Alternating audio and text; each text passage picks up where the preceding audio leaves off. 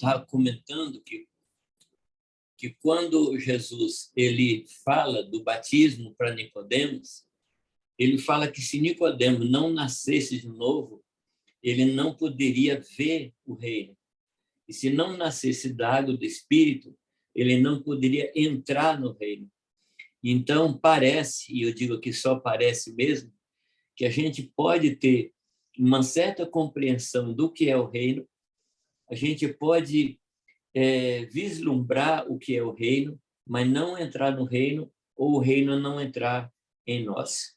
E a entrada no reino, ela é produto de uma definição, de uma decisão minha, como eu mostrei para os irmãos na vez passada sobre os direitos de um rei. Então, quando a gente escolhe ter Jesus como rei, a gente tem que saber qual o preço que a gente tem que pagar. O que a gente tem que renunciar para que o reino realmente seja efetivo na vida da gente.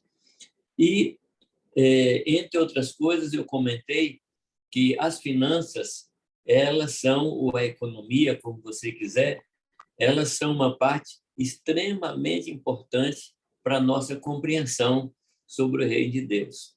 Comentei com vocês que duas atitudes diferentes de dois homens na Escritura determinou a sua permanência no reino, a sua entrada no reino para um e determinou o afastamento do reino para outro. Eu me refiro ao jovem rico e me refiro também a Zaqueu. Então, as riquezas, elas precisam estar embaixo do domínio do reino de Deus, do rei do reino de Deus, que é o Senhor Jesus Cristo. Pois bem, eu gostaria de, nesta noite, falar sobre alguns princípios que devem reger a nossa vida. Alguns princípios, na realidade são 4 princípios, eu coloquei aqui, que devem reger a vida da gente. O primeiro princípio é: o Senhor é o dono do ouro e da prata. Esse é um princípio absoluto, não é um princípio relativo. A palavra ela é muito clara quando afirma isso. Ela diz: pois meu é o ouro, minha é a prata, assim diz o Senhor dos Exércitos. O que significa? Que tudo que nós formos fazer... Jamir, qual a Oi? referência bíblica, por favor, para o pessoal que gosta de anotar? Deixa eu pegar aqui. Ageu, capítulo 2, versículo 8. Então, quando eu olho para as finanças, quando eu olho para as riquezas, quando eu olho para algum dom que representa alguma riqueza para mim, eu tenho que trabalhar com essa ideia de que o Senhor é dono do ouro e da prata. E eu acho interessante que o Senhor apela para uma das suas qualidades, para uma das suas características, e ele não fala assim: meu é ouro, minha é prata, assim diz o Senhor, nosso pastor. Ou poderia dizer: assim diz, porque o Senhor que é generoso, o Senhor que é fiel. Ele coloca assim: o Senhor dos exércitos. Aparentemente, Deus quer criar uma pressão sobre nós para que nós tenhamos temor no uso das riquezas que chegam em nossas mãos. Então, a ideia é essa: tudo que temos em nossas mãos pertence ao Senhor. Isso significa que nós somos mordomos e não donos. A palavra mordomo significa o maior da casa, não maior em termos de importância, mas fala de uma certa hierarquia. É aquele que tem a responsabilidade de presidir, de governar as coisas da casa. Só que o mordomo não é dono. Ele é estabelecido pelo dono da casa, pelo dono da propriedade, e ele precisa prestar contas. Em 1 Pedro, capítulo 4, versículo 10, diz assim: servir uns aos outros, cada um conforme o dom que recebeu, como bons despenseiros da multiforme graça de Deus. Ora, a gente não pode usar o que está em nossas mãos sem conhecer o pensamento daquele que é o verdadeiro dono dos chamados nossos bens. Correto? Se alguém deixar na sua mão algum dom, alguma riqueza, algum talento, alguma coisa de valor, você tem que administrar isso não de acordo com o que você acha, você tem que administrar de acordo com o dono daquele objeto, daquele bem. No livro O Reino de Ponta Cabeça, ele diz que a mordomia é um conceito central da nossa compreensão da relação que nós temos com a riqueza. Então, eu preciso ter esse conceito central. Eu sou mordomo e Deus é o dono. Então, é uma outra coisa que eu preciso distinguir entre os desejos do proprietário e os desejos do mordomo. Às vezes, ele pode desejar alguma coisa que o proprietário não deseja. Então, quem vai determinar o uso, a destinação, quem vai determinar a forma de administrar, não é o mordomo. O princípio vem do dono. A prática, o estabelecimento do princípio, é o mordomo que faz, correto? E, entrando no outro aspecto, os dízimos, eles vêm baseado nesse entendimento. Às vezes, a gente entrega o dízimo sem uma compreensão do que é o dízimo. A gente pensa o dízimo assim como se fosse uma fração de algum dinheiro, de alguma renda, mas ele é mais que isso. A entrega do dízimo é baseada na nossa compreensão que o Senhor é dono do 100%, correto? Deus é dono do 100%. Então, quando você entrega 10, você está dizendo, Senhor, o 100 também pertence a ti. Então, o 10 é simbólico, porque, na realidade, Deus não precisa do 10%, ele tem o 100%. É ridículo a gente ficar com essa ideia, não, eu vou dar o meu dízimo, porque a obra de Deus precisa. Meu irmão, a obra de Deus não precisa do seu dízimo, porque o Deus da obra é dono de tudo. E ele pode fazer a obra dele como ele quiser, milagrosamente, e estabelecer a obra dele. Quando você entrega o dízimo, é uma maneira de você dizer, Senhor, eu estou colocando 10 aqui, mas o 100 é teu. Então, é um ato simbólico, é uma atitude de coração.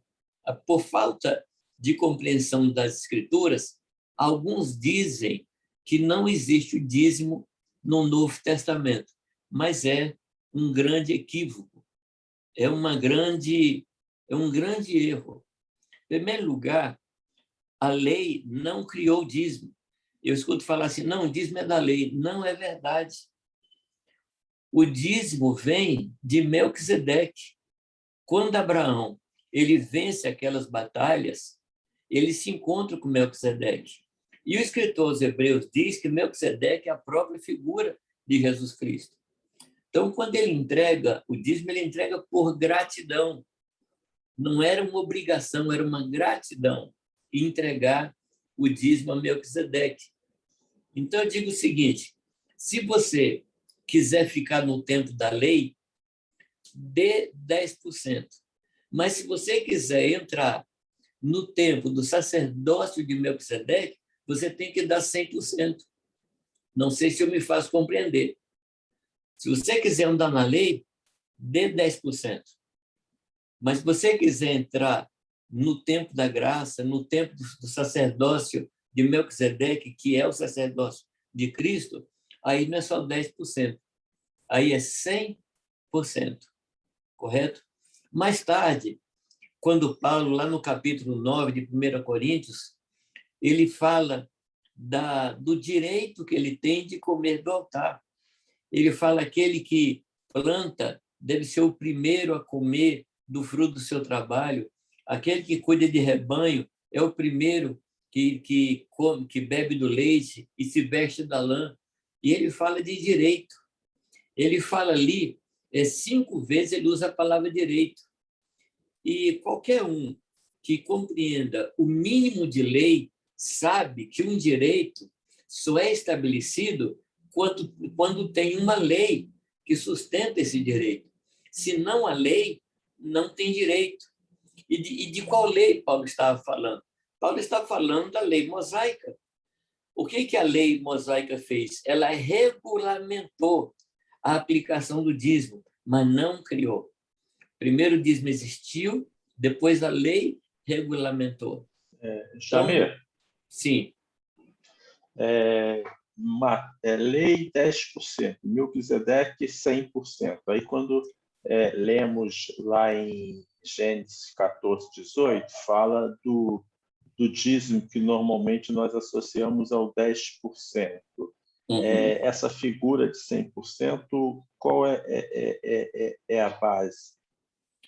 A base é que o Senhor é dono do ouro e da prata, é 100%.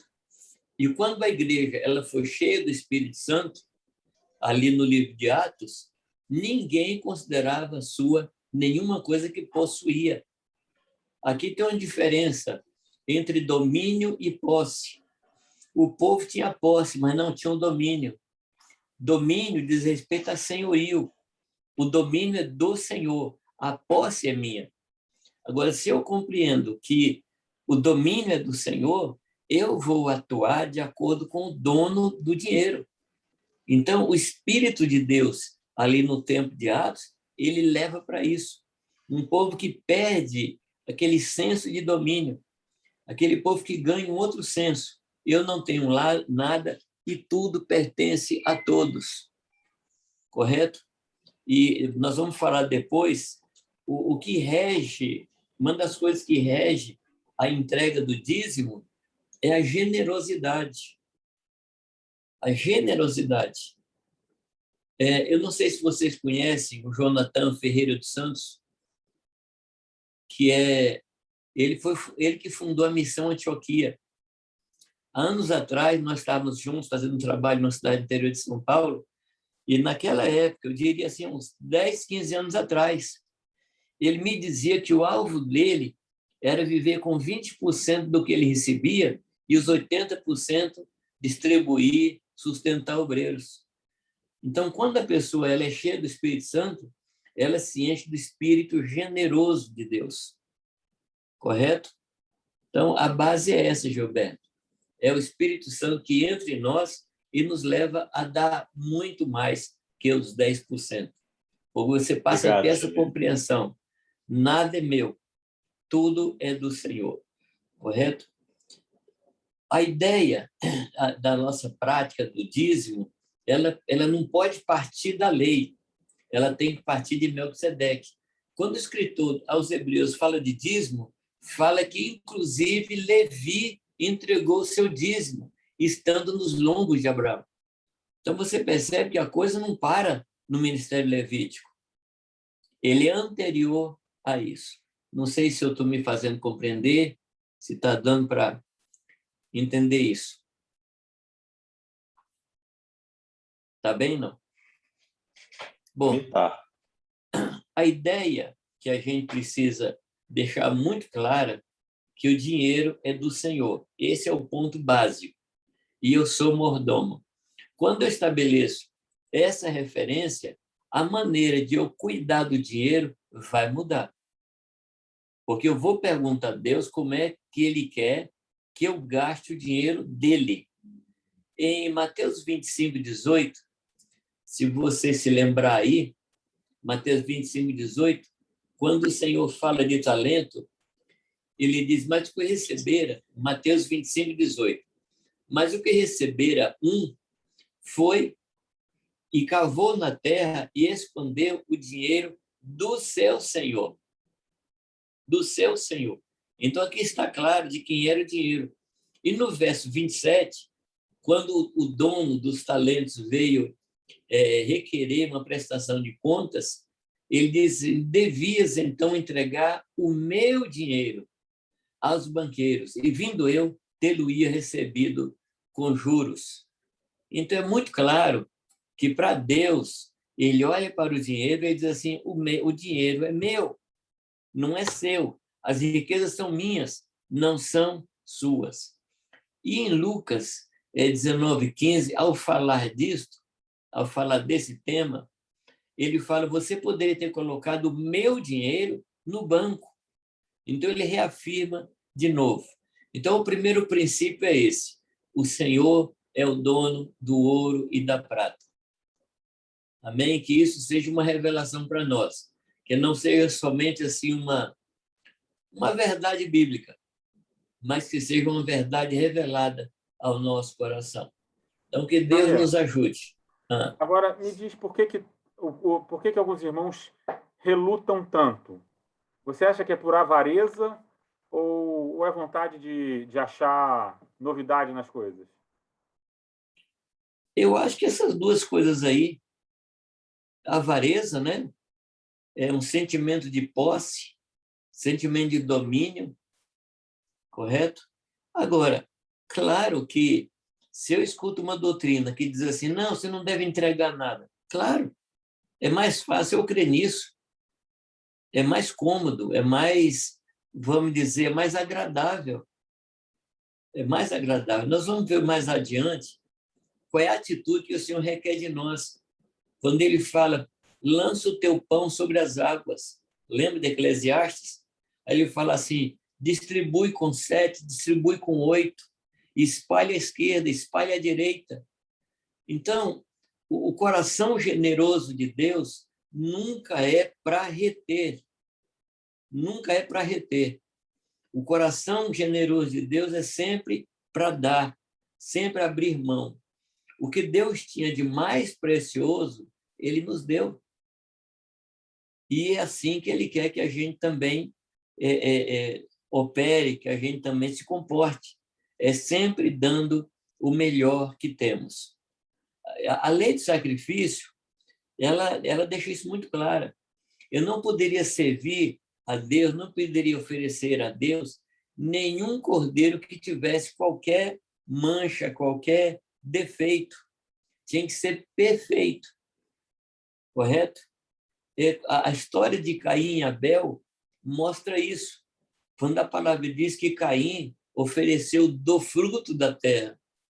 E quando fala de Abel, fala que deu da primícia.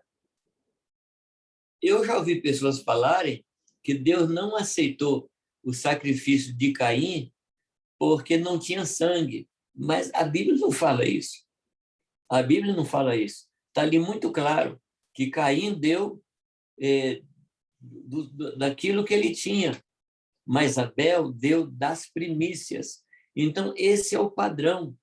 Deus nos deu o melhor e Deus quer que nós entreguemos a Ele o melhor. Não porque Ele vai ficar mais Deus, mais Senhor, mais poderoso quando eu faço isso. Não. É que a generosidade faz bem a nós. A mesquinharia, a sovinice,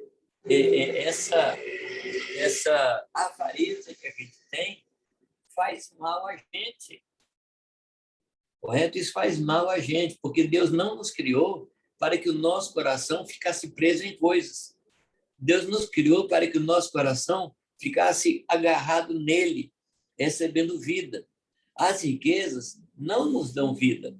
As riquezas não satisfazem o nosso coração. O que satisfaz o nosso coração é somente o Senhor. E para que isso aconteça, eu tenho que aprender a me abrir totalmente para Ele.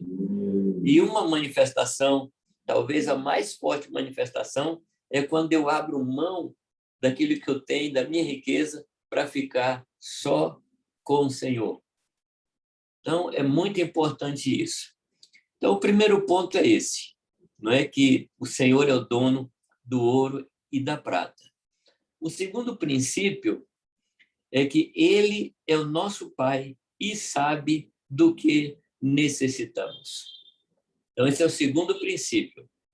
Ele é o nosso Pai e sabe do que necessitamos. Onde é que está isso? Mateus, capítulo 6. Eu acho que é interessante a gente ler esse texto aí.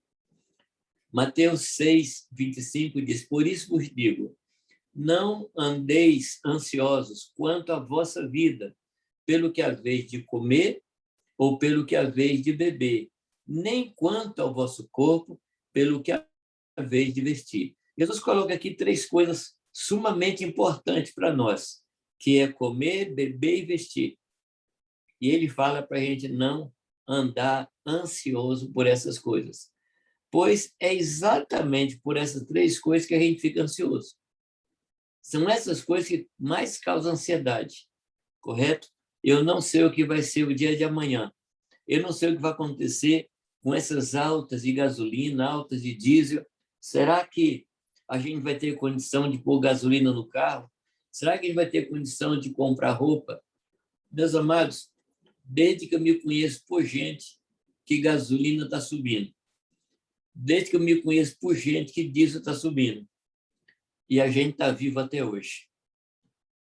Hoje eu fui abastecer. Aqui, eu não sei quanto é que está no Rio de Janeiro. A gasolina mais barata aqui está 5,78. Lá no Acre está 7 e pouco. E aí será que quando o governo, quando a Petrobras, ela estabelece o aumento de gasolina, será que Deus coça a cabeça? Será que Deus fala assim, gente, o que eu faço para sustentar meu povo? Fica A gente tem estressado. uns pensamentos... Hã? Deus fica estressado. Pois é, rapaz. Quando eu penso numa multidão de 3 a 5 milhões de pessoas no deserto, não tinha padaria, não tinha shopping, não tinha cartão de crédito, não tinha onde comprar as coisas. E Deus sustentou aquele povo. A palavra diz que nem o sapato se gastou, nem a roupa se puiu. Para aqueles irmãos que têm assim, aquela mania de sempre estar trocando de roupa, eu não sei o que é ficar 40 anos com a mesma roupa. Eu não faço ideia. Não é? Mas o fato é que a roupa não se gastou, o sapato não se gastou e o povo não morreu de fome. Ao contrário, teve gente que morreu de tanto comer. A palavra diz que o povo comeu tanto, aquelas codornizes, que carne saía pelo nariz do povo. É um negócio absurdo. Então, os servos de Deus nunca vão morrer de fome. Pode ser que alguns morram de tanto comer, porque Deus, ele nos sustenta. Em Atos fala que Deus fez as estações e as árvores frutíferas para a alegria do homem. Então, Deus tem prazer em nos sustentar. E, para mim, o quadro mais hilário, se é que a gente pode dizer isso da palavra, é quando Deus manda Elias para ir para uma caverna e manda um corvo levar carne para ele. Eu não mandaria um corvo, porque o corvo é carnívoro. Então, assim, o bom humor de Deus, Deus é muito bem-humorado, ele faz com que um corvo leve carne. Ele poderia mandar um pombo, que mais? Uma ave que não fosse carnívora, não fosse ave de rapina. Mas o corvo fiel, um corvo servo de Deus, obedece a Deus e leva a carne para Elias, e Elias não morre de fome. A gente precisa entender que o nosso Pai sabe do que nós necessitamos. Então, Mateus 6:25 diz assim: não é a vida mais do que o alimento e o corpo mais do que o vestuário? Aí ele toma 2 exemplos para nós. Ele diz: olhai para as aves do céu, que não semeiam, nem ceifam, nem ajuntam em celeiros, e vosso Pai Celestial as alimenta. Não valeis vós muito mais do que elas? Eu gosto de fazer uma pergunta, Willy. Quantas vezes você já viu um pardal cair de uma árvore, bater no chão, aí você vai lá e faz a autópsia e descobre que o pardal morreu de fome? Vocês já viram isso, não? A única situação em que um pássaro morre de fome é quando a gente resolve cuidar dele. Quando a gente pega um pássaro que está livre, Deus sustentando, a gente pega esse pássaro e traz para a jaula, para a gaiola, para a prisão. Aí esse pobre desse pássaro, ele já pode fazer o testamento, despedir da família, que ele vai morrer. Mas enquanto Deus cuida, ele não morre de fome. E o que é que o senhor está falando aqui? Nós valemos muito mais que as aves do campo. Aí ele fala dos lírios. Ele fala dos lírios, que se vestiam melhor do que Salomão. E o que era o lírio? De manhã estava aquela beleza tremenda, à tarde se secava. E Deus cuidava. E Deus cuida dos lírios, Deus cuida das aves. Aí ele diz assim, ele diz que são os gentios que se preocupam com isso. Não tem nada a ver com gentileza. Tem que haver, assim, as gentes, o povo que não conhece a Deus é que se preocupa com isso. Mas nós, não. Nós somos filhos. E aí ele diz assim, porque o vosso Pai Celestial sabe que precisai de tudo isso. Amados, isso tem que ser uma revelação. Esse é um dos textos mais fortes que precisa entrar no nosso coração. Nós estamos num tempo que, se nós não acreditarmos num Deus que é Pai, nós vamos entrar em ansiedade. Porque o mundo não nos está dando esperança. É bolsa de valores caindo, é inflação subindo. Eu não sei se algum de vocês viveu no tempo que a inflação era 80% ao mês. Não sei se algum aí viveu esse tempo. Eu era pequeno já. Nunca ouvi falar. Não? Eu era pequeno, mas eu lembro que meu pai ligava para minha mãe, saiu o salário, a gente corria para o mercado para fazer uma compra enorme. Uhum. Então, e aqui estamos. Deus nos sustentou. Eu tenho um amigo que, numa época, a Bolívia, que estava 1.500% ao ano de inflação. Ele tinha uma loja de roupa e sapato. E falava para mim, Jamê, não vale a pena vender, porque se eu vender, eu não consigo pôr estoque de novo. Então, ele fechava a loja. Eu vi o povo brigando por pão em fila de padaria. Eu vi. Correto? E aqui estamos nós, gordinhos, com problema com balança. Aqui estamos. Deus foi fiel em 80% ao mês. Deus é fiel com 6% ao mês. Deus não depende do Guedes, Deus não depende do Bolsonaro, Deus não depende do Lula. Ele é o nosso Pai. E nós precisamos olhar para ele e dizer, Deus sabe. Agora, o problema que eu vejo é que, quando a gente lê esse texto, o vosso Pai Celestial sabe, a gente toma isso como uma verdade intelectual. Mas isso tem que sair da cabeça e chegar no nosso coração. Eu tive uma experiência com minha filha mais nova. Teve um período que eu estava ensinando para ela os valores da casa. O valor de água, o valor de energia elétrica. E aí aconteceram algumas coisas interessantes. Um dia nós estávamos com uma visita em casa, ela era pequenininha, devia ter os seus 6 anos, 5 anos, por aí. E a visita estava em casa. E aí a pessoa saiu do quarto e deixou a luz acesa. Ela chamou a visita e falou assim, por favor, apaga a luz lá, que meu pai paga caro. É verdade, né? Mas não precisava falar, né? Então, eu estava ensinando para ela valores. E aí eu falei, filha, amanhã é seu aniversário. Nós vamos na loja e você vai escolher o presente que você quiser e eu vou comprar. Ou seja, eu estava testando a minha doutrina.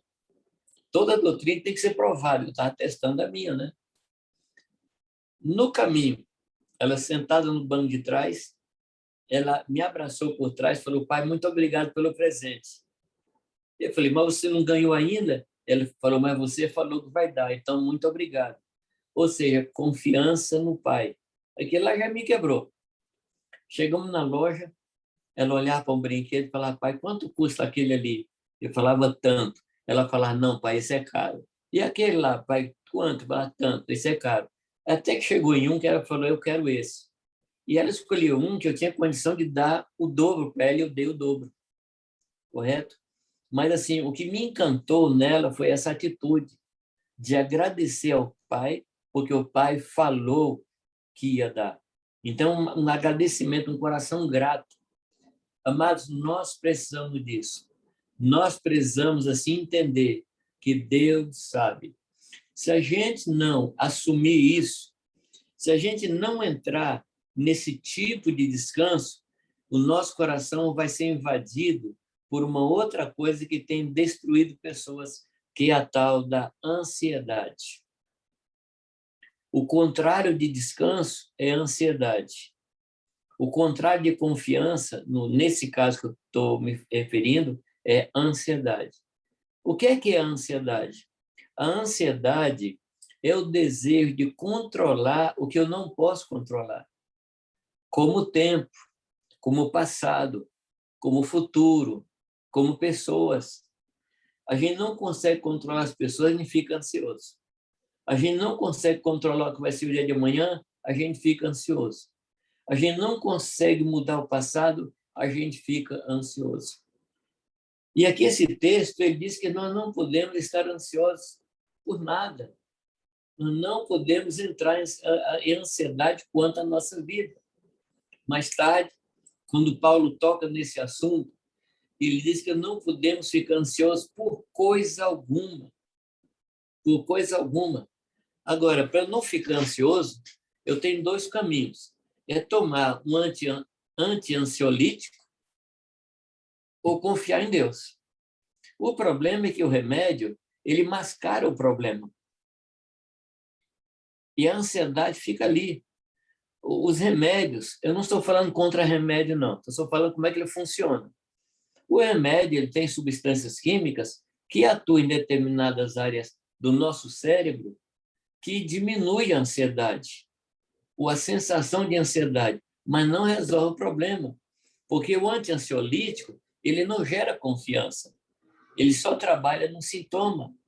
E a única forma de a gente ficar livre da ansiedade é colocando diante de Deus, através da súplica, da oração, com ações de graça, tudo aquilo que nos perturba. E a palavra diz, mas que a paz de Deus, que excede todo entendimento, vai nos guardar, vai guardar o nosso sentimento dentro de Jesus Cristo. E aí Paulo, ele fecha o assunto dizendo tudo que é amável, tudo que é santo, tudo que é de boa fama, tudo que traz algum louvor ao Senhor, tudo que é justo, seja isso que ocupe o vosso pensamento. Então, a gasolina está subindo, amados, tudo bem, mas será que Deus está preocupado com isso? Será que Deus está fazendo as contas lá, chamando os anjos para fazer uma auditoria no céu, para ver se consegue sustentar a gente? Em hipótese nenhuma. Ele é meu pai. Ele cuida de mim. Ele cuida de mim como se eu fosse único. Nós precisamos colocar isso, mas em prática na nossa vida. Que a gente saiba, com o coração, que Deus sabe do que nós precisamos. O comer, o beber e o vestir. E vestir inclui moradia. Alguém falou que a casa é a nossa segunda roupa. A casa, ela nos veste também. E Deus é capaz de nos dar o que comer, o que beber e o que vestir. Amém, amados? Então, qual o princípio aqui? Ele é nosso Pai e sabe do que nós necessitamos. Pois é a paternidade de Deus que o leva a cuidar de nós com muito mais cuidado do que com os pardais. Ele não nos negou o seu próprio filho, então não negará nada do que tivermos necessidade. Será que está claro? Eu espero que isso saia do ouvido e chegue ao coração, porque isso muda completamente a minha vida, muda totalmente a minha expectativa de vida. Eu sei que Deus vai cuidar de mim. Os tempos serão cada vez mais difíceis, mas o nosso Deus, ele continua todo poderoso. A única ansiedade que a gente deve ter. A palavra diz para a gente não estar ansioso por coisa alguma, mas tem uma ansiedade que Deus gosta. É aquela que o Salmo diz: a minha alma anseia por ti, a minha alma tem sede de ti. E quando Jesus fala da ceia, ele diz assim: tanto ansiei em comer essa Páscoa convosco. Então, a única ansiedade que pode caber no nosso coração é a ansiedade por comunhão com Deus e a ansiedade por comunhão com nossos irmãos. Amém? Algum comentário, por favor? Eu citei Lucas 22:15, quando Jesus fala assim: tenho desejado ansiosamente comer convosco esta Páscoa, antes do meu sofrimento. E outro texto, Salmo 130, verso 6, diz que a minha alma anseia pelo Senhor mais do que os guardas pelo romper da manhã. Poderia citar outros textos, mas esses dois bastam. Algum comentário? Bom, sigamos.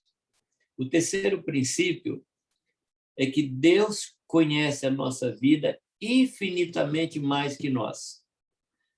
Nas nossas orações, a gente muitas vezes tem a mania de informar as coisas ao Senhor como se ele estivesse desatento. Meu pai na fé, ele me contou que um dia estava um missionário tomando um café da manhã e foi orar, e tinha alguma situação nos jornais que ele estava preocupando. E ele começou: Deus, o senhor deve ter visto os jornais de hoje de manhã, o senhor vê que a coisa está assim, como se Deus precisasse de uma agência de notícia para que ele pudesse se manter informado. Amados, nós cremos num Deus que produz notícia. Nós temos um Deus que cria notícia. Nós temos um Deus que cria história. O nosso Deus é o Deus da história. Ele produz isso. Então, Deus sabe dos grandes acontecimentos, como o vulcão nas Ilhas Canárias, e Deus sabe da espessura da sola do meu sapato. É um Deus que trabalha na magnitude das coisas de um universo tão fabuloso. E Deus trabalha também quando ele olha lá para o vidro de mantimento da minha despensa e sabe a quantidade de arroz que está ali. Esse é o nosso Deus. Esse é o Deus que sabe da nossa vida mais do que nós. Agora, eu não estou condenando os irmãos que gostam de informar coisas ao Senhor, porque Deus ele é um pai. Então, às vezes, os filhos falam coisa para a gente já sabe, né? Ele conta como novidade, fala assim: filho, puxa vida, né? Que coisa. Então, Deus tem prazer nessa conversa nossa com ele. Mas a gente precisa entender, amados, que não há nada novo. Não há nada novo para Deus. Agora, ele quer que eu abra o meu coração e fale com ele as coisas que estão me perturbando. Que eu fale com ele as coisas que estão me trazendo ansiedade. Deus quer isso. É o que ele fala em Filipenses 4:6. Para a gente apresentar pela oração, pela súplica, com ação de graça. Oração fala de uma atitude de expectativa em Deus. A súplica fala daquilo que nos é caro e que nós precisamos que Deus nos dê, mas em cima disso tem ação de graças. Aquilo que a minha filhinha fez era ação de graça. Ela estava agradecendo porque eu tinha prometido. Então, a oração ela tem que ser acompanhada de ação de graça. A palavra diz, mas que tudo que eu pedir ao Pai, em nome de Jesus Cristo, ele vai me atender. Então, eu apresento a Deus aquilo que eu preciso, mas eu já agradeço, Pai, obrigado que o Senhor me ouve. Como Jesus fez lá em Lucas 11, não, João 11, quando Jesus, diante do túmulo de Lázaro, ele diz: Pai, graças te dou que o Senhor me ouve. Aliás, e eu gosto desse aliás de Jesus, acho maravilhoso, ele diz: aliás, o Senhor sempre me ouve, mas eu falo isso por causa desse que aqui estão. Então, Jesus orava, a maior parte das vezes, para ensinar a orar. Jesus falava essas coisas para ensinar aos discípulos uma atitude de confiança, de expectativa, de descanso. correto? Então, ele conhece a nossa vida infinitamente mais do que nós. Ele é soberano, ele é onisciente, ele é onipresente. Mateus 6,32 diz que o vosso Pai Celestial sabe que necessitais de todas elas. E nós precisamos descansar nisso. Se as coisas que nós estamos pedindo não aconteceram ainda, que o nosso coração se encha de gratidão a Deus. Eu já comentei com vocês, há um tempo atrás, que o não de Deus, ele é uma atitude de proteção. O sim de Deus pode ser produto da nossa insistência. E o interessante é que eu já vi muita gente dar testemunho quando Deus responde com sim. Mas eu ainda não vi gente dar testemunho quando Deus fala não. O não é proteção. O sim pode ser Deus falando assim, já que você quer, eu vou lhe dar. Mas não vai ser bom para você. Então, Deus pode dizer para mim sim, e eu me alegro com o sim de Deus. Deus pode me dizer não, e eu me alegro com o não de Deus. Porque eu sei que Deus me conhece e me ama.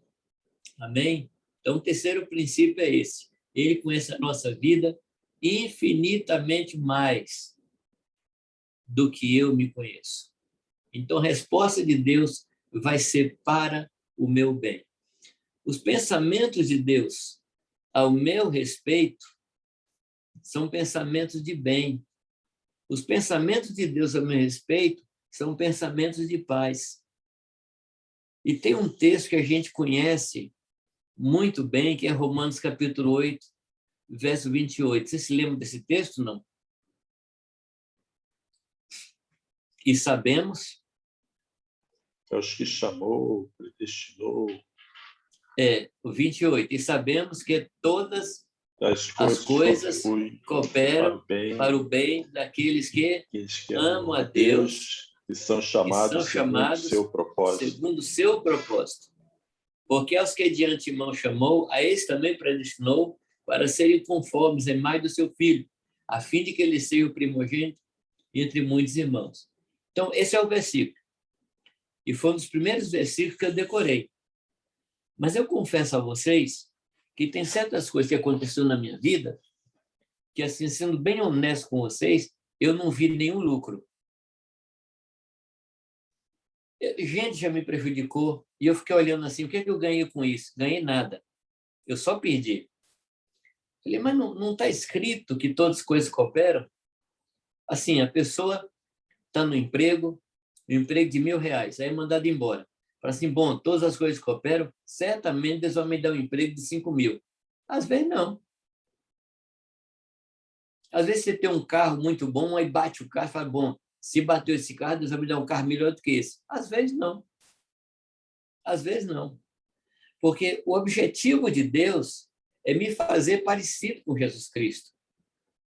E para que ele possa atingir esse objetivo, Deus pode fazer qualquer coisa, inclusive tirar um carro, tirar uma casa, tirar um emprego.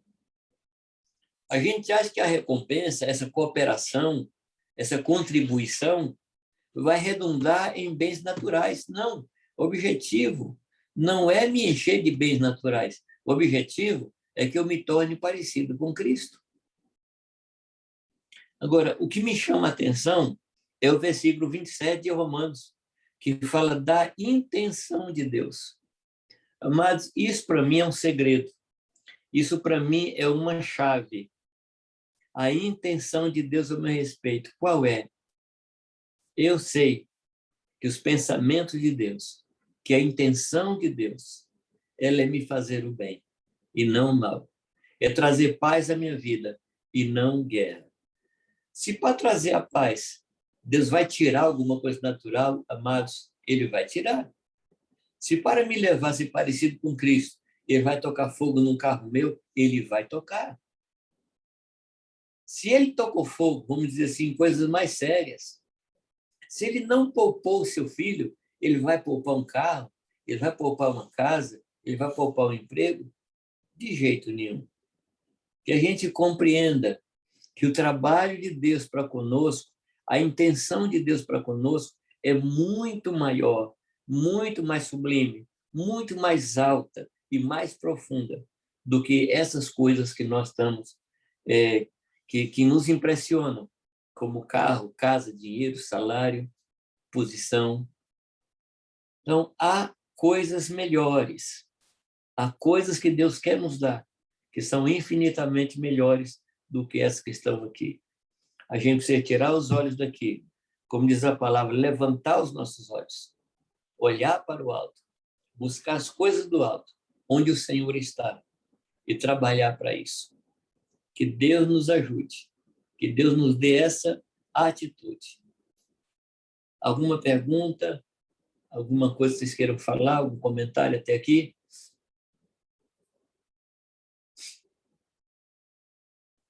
Caminhando. Quarto e último princípio. Devemos buscar o reino de Deus e a sua justiça. Esse é o ponto. Então, esses 4 princípios, esses 3 princípios anteriores que eu dei para vocês, eles vão desembocar nesse, que a nossa atitude deve ser buscar o reino de Deus e a sua justiça. A nossa vida precisa estar envolvida com a vontade de Deus para nós. Então, o que Deus quer de mim? Deus quer que eu tenha um determinado salário? Deus quer que eu tenha um determinado carro? Esse não é o ponto.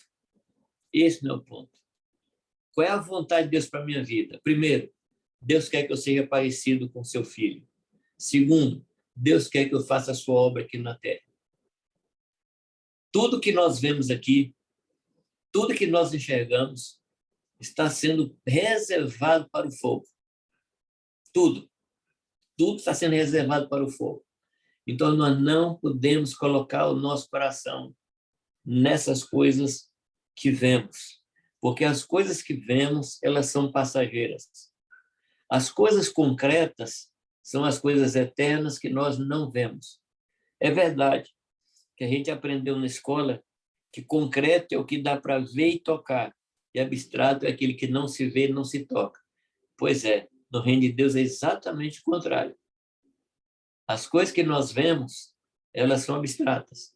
As coisas que nós tocamos, elas são abstratas. As coisas concretas são as coisas eternas. São as coisas do reino dos céus. Então, a gente precisa fazer toda uma reformulação, ou, usando um termo atual, né, fazer uma reengenharia na nossa cabeça, para olhar para o que existe, olhar para o que nossos olhos veem e dizer, eu não vou pôr o meu coração nisso. Eu vou pôr o meu coração naquilo que é eterno. Então, primeiro, o que é eterno? Eu repito, ser igual a Jesus Cristo. Trabalhar isso é em termos, tá? Isso aqui é uma figura de linguagem, porque quem trabalha em nós é o Espírito Santo. Mas vamos trabalhar para que todas as áreas da nossa vida sejam parecidas com o Senhor. Tem um versículo que me impacta muito.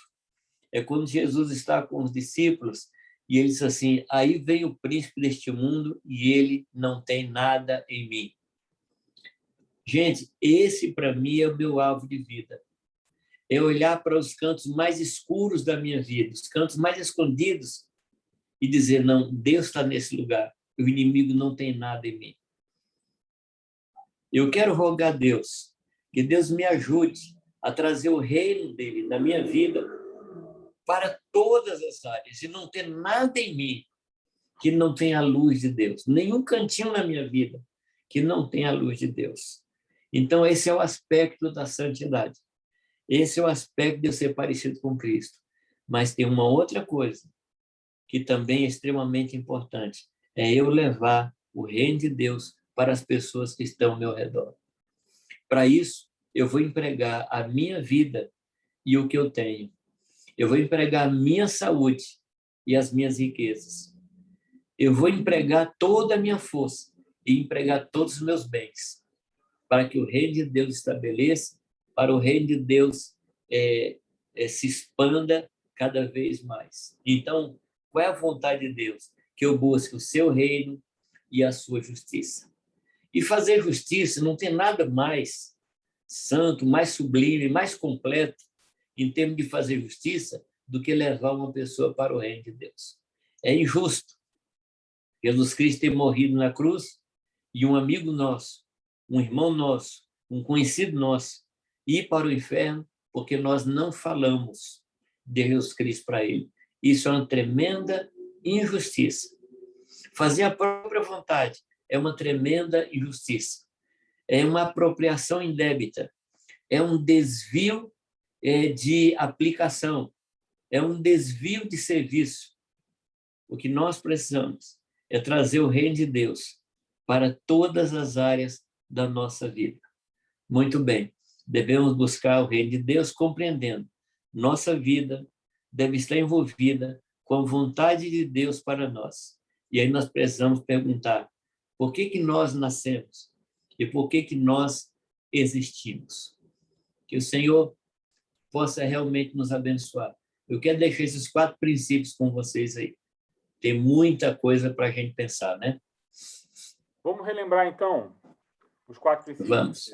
Só para o pessoal. Vamos. Pode falar. Deixa eu ficar aqui no meu. Primeiro princípio. Deus é dono do ouro e da prata. Ageu 2:8. Ageu 2:8. Segundo princípio. Ele é o nosso Pai e sabe do que necessitamos. Mateus 6. Terceiro princípio. Deus conhece a nossa vida infinitamente mais que nós. Mateus 6:32. Quarto princípio. Mateus 6:33. Devemos buscar o reino de Deus e a sua justiça em primeiro lugar. Amém. Amém. Gente, alguém tem alguma pergunta para aproveitar? Tirar alguma dúvida? Se alguém quiser, abre o microfone e faz a pergunta, por favor.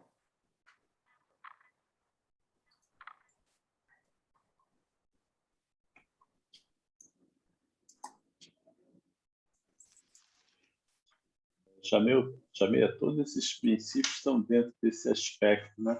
Que a gente tem a posse, mas não tem o domínio, né? Exatamente. Que tem que nos levar, nos conservar na dependência. Né? É.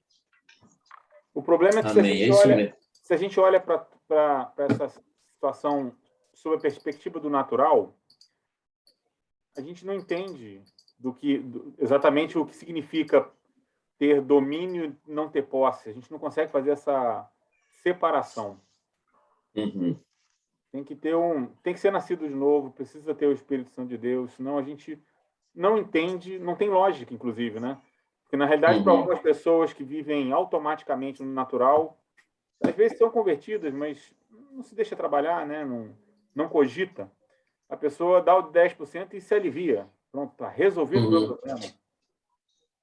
Fala, Léo. Isso fica claro, por exemplo, em Fernando de Noronha, né? Quem mora lá é posse, né? O cara não é dono do terreno. A qualquer momento o governo pode pedir. Então, fica muito claro assim, o cara tá lá morando, mas não é dele, né? Então, a hora que o governo pedir, ele tem que entregar. Então, é mais ou menos. Aliás, toda margem de rio e toda orla do mar é do domínio da Marinha, né? Então, você pode construir uma casa lá, você tem a posse, mas você não pode vender. Não é sua. Mas é um princípio da lei, né? Você tem o domínio, mas você não tem. Você tem a posse, mas não tem o domínio. Aquele carro que a gente lutou para comprar, a gente tem a posse dele. A casa que a gente está pagando até hoje, a gente tem a posse. A saúde que a gente tem a posse. Mas o domínio pertence ao Senhor.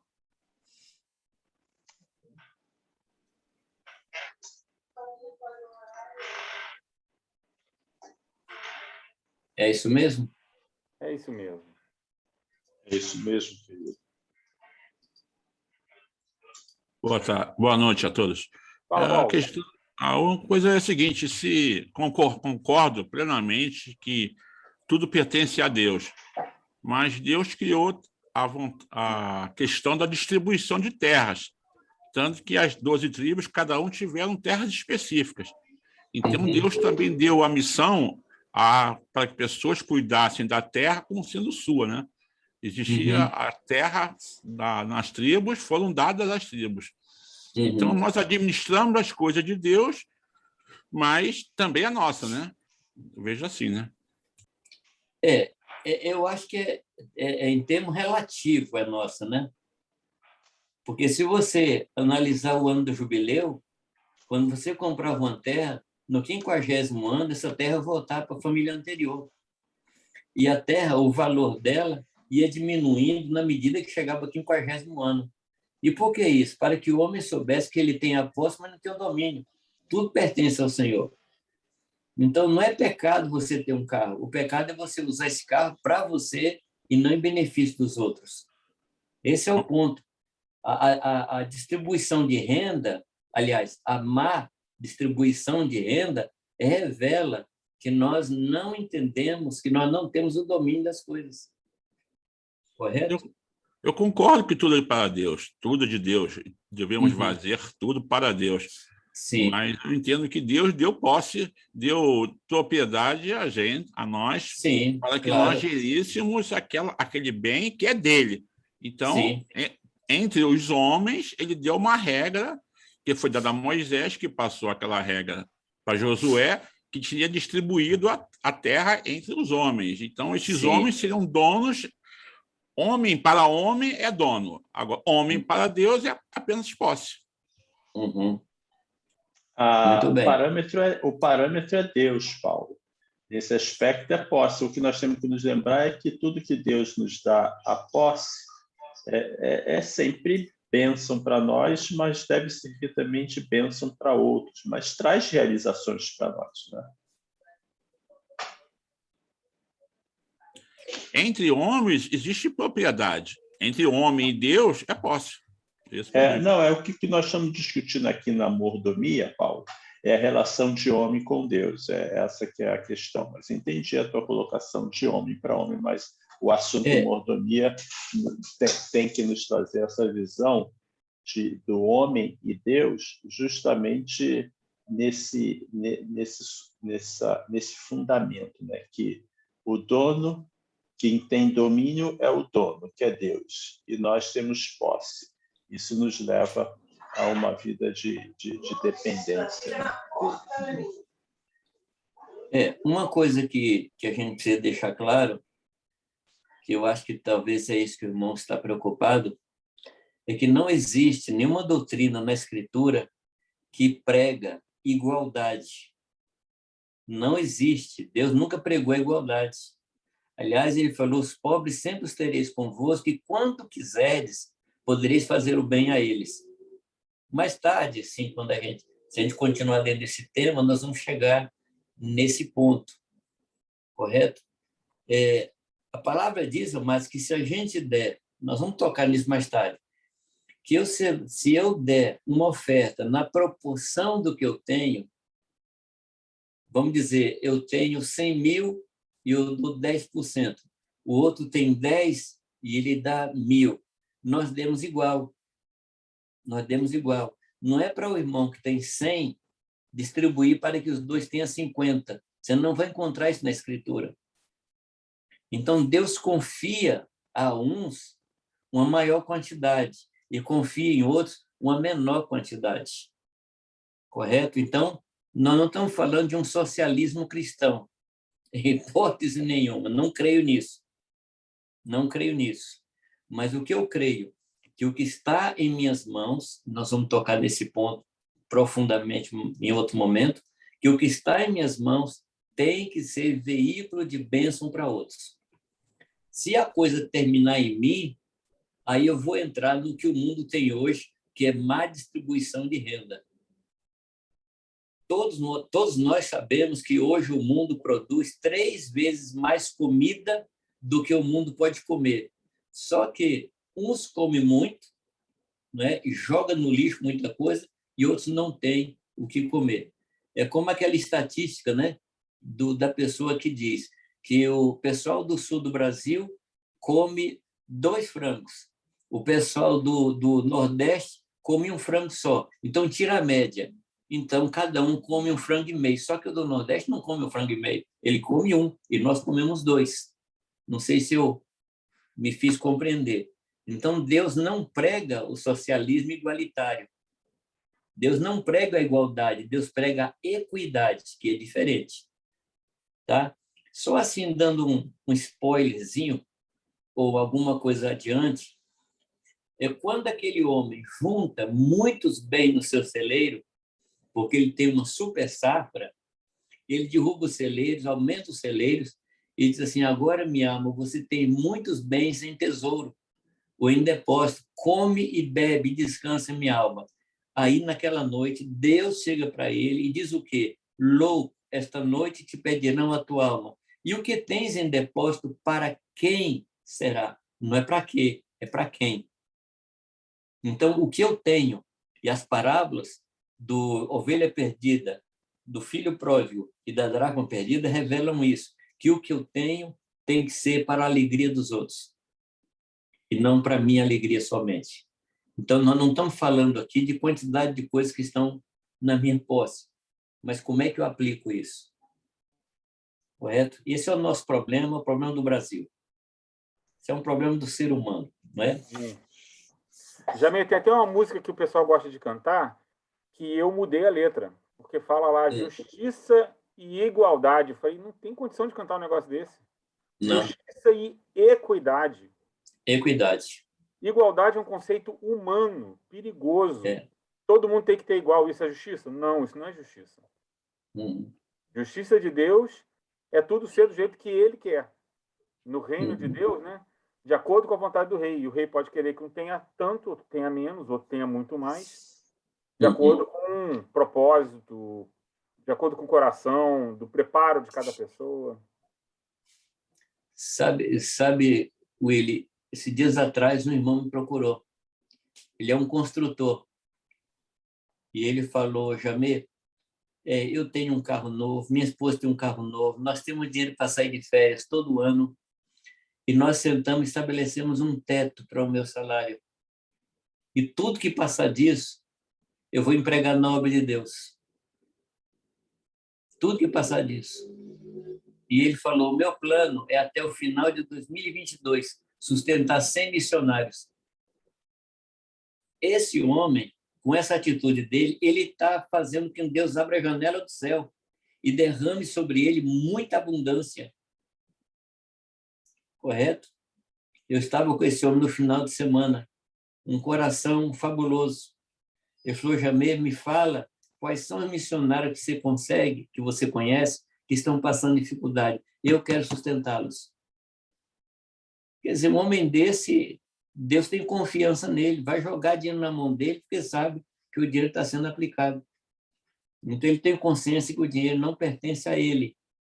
Ele usa, ele tem a posse do dinheiro, ele tem o controle do dinheiro, mas sob direção do Senhor. E nós precisamos cada vez mais desse tipo de gente, que coloca a sua própria vida e o que tem em favor de outras pessoas. Mas é isso. Irmãos, mais alguém quer fazer alguma consideração? Willy. Fala, Éder.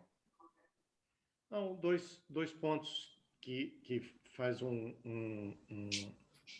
ligação, que quando Jesus fala com aquele homem rico, fala, vai, vende tudo que tem, dá aos pobres e siga-me, a palavra diz que ele saiu muito pesaroso, porque ele tinha muitos bens. E o contraponto disso é aquela senhora que tinha 2 moedas apenas, e ela deu tudo. Ela entendeu o reino, ela entendeu o que era o reino. E aquele jovem, ele entendeu o que era o reino, mas ele não estava disposto a viver esse reino. E ela não diz exatamente como prosseguiu aquilo, mas ela não estava se importando se ela teria que passar em algum lugar e comprar alguma coisa para almoçar ou para sua casa. Ela simplesmente deu, porque ela sabia que o seu pai, que está no céu, sabia de todas as suas necessidades. Amém. Amém. Concordo plenamente, meu irmão. Você ora conosco, então, Jamir? Muito obrigado Oro. pelo teu carinho, pelo tempo que você Meu irmão. nos dedicou. Prazer para mim. Abençoar e nos ensinar. Amém. Pai, eu quero rogar que nessa matéria o Senhor nos ensine. Confessamos a Ti, Pai, a nossa falta de entendimento, a nossa falta de compreensão sobre a administração das riquezas. Senhor, nós clamamos a Ti que a igreja seja um lugar onde o Senhor tenha confiança de colocar muitas coisas nas nossas mãos para que possamos servir aqueles que não têm, aqueles que são desvalidos, que são injustiçados. Senhor, dá-nos a graça de cuidar do pobre e do necessitado. Que Teu Espírito nos ajude nisso, Pai. Eu quero rogar, Pai, que cada um desses irmãos com os quais nós estamos nessa noite, que eles possam ouvir ao Senhor. Não ouvir a mim, Senhor, mas ouvir a Ti, Senhor. A minha palavra, Pai, não tem qualquer poder, mas é a Tua palavra, Pai, que muda, que transforma, que refaz, que dá um outro rumo na nossa vida. Eu quero pedir, Pai, que o Senhor esteja conosco nessa caminhada, nesta vida, Pai, em nome do Senhor Jesus. Amém, Senhor. Amém. Muito obrigado, gente. Abração, Jamir. Muito obrigado. Um abraço. Obrigado, querido. Obrigado pelo teu Deus carinho. abençoe. Tchau, Jamir. Deus Beijo, abençoe. Tchau, gente. minha Boa querida. noite. Tchau, gente. Tchau, Beijão, tchau, tchau. beijão. Beijão. Beijo.